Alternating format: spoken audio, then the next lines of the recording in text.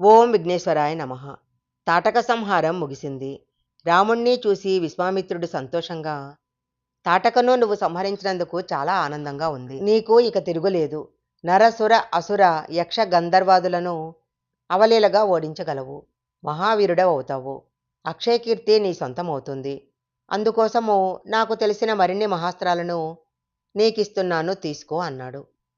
బ్రహ్మాస్త్ర, నారాయణాస్త్ర, ఇంద్రాస్త్ర, వరుణాస్త్ర, మానవ, మోహన, భాస్కర మొదలైన అస్త్రాలను ప్రసాదించాడు. విష్ణుచక్ర, కాలచక్ర, దండచక్రాలను, కాలపాసాది మహాస్త్రాలను, వాటి ఉపసంహారాస్త్రాలను అనుగ్రహించాడు. వాటన్నిటినీ రాముడు స్వీకరించాడు.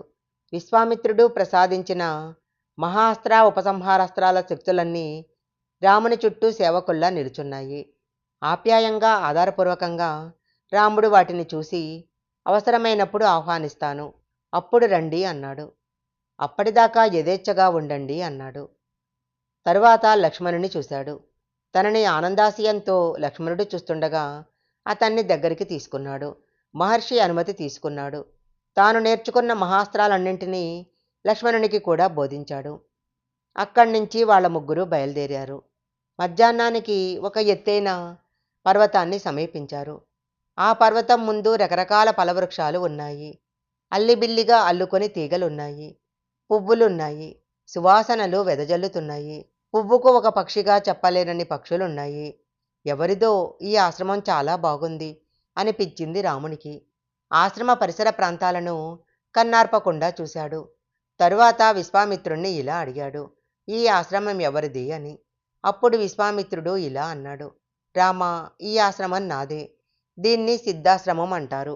పూర్వము ఈ ఆశ్రమంలో విష్ణుదేవుడు, తరువాత అదితి కశ్యపులు, ఆ తరువాత వామనుడు ఘోర తపస్సు చేసి సిద్ధిని పొందారు. అందుకే దీన్ని సిద్ధాశ్రమం అంటారు. పూర్వము విరాచనుని కుమారుడు బలి ఇంద్రాది దేవతలనే కాదు, దిక్పాలకులని కూడా జయించి లోకాలని ఆక్రమించుకున్నాడు. రాజ్యపాలన ప్రశస్తంగా చేయసాగాడు. మహాదాతగా కూడా పేరు పొందాడు. ఆ సమయంలో అదితి కశ్యపులు ఇంద్రాది దేవతల బాధను చూడలేక శ్రీహరిని గురించి ఇక్కడే ఆశ్రమంలో తపస్సు చేశారు. వారి తపస్సు ఫలించింది. శ్రీహరి ప్రత్యక్షమై ఏం కావాలో కోరుకోమన్నాడు. అప్పుడు అదితి కశ్యపులు శ్రీహరినే తమ బిడ్డగా జన్మించాలని కోరుకున్నారు. తమ బిడ్డగా జన్మించి ఇంద్రాది దేవతల కష్టాలను గట్టెక్కించమన్నారు. దానితో పాటు తాము తపస్సు చేసిన ఈ ఆశ్రమాన్ని సిద్ధాశ్రమంగా కరుణించమని వేడుకున్నారు. దానికి శ్రీహరి సరే అన్నాడు అని రాముడితో మళ్ళీ ఇలా చెప్పసాగాడు. ధార్మికుల సొత్తుని నయాన్నే కాని భయాన్న తీసుకోకూడదు.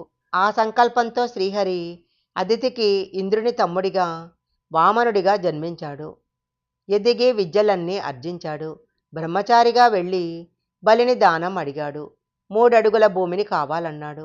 దానికేముంది, తప్పకుండా ఇస్తానన్నాడు బలి.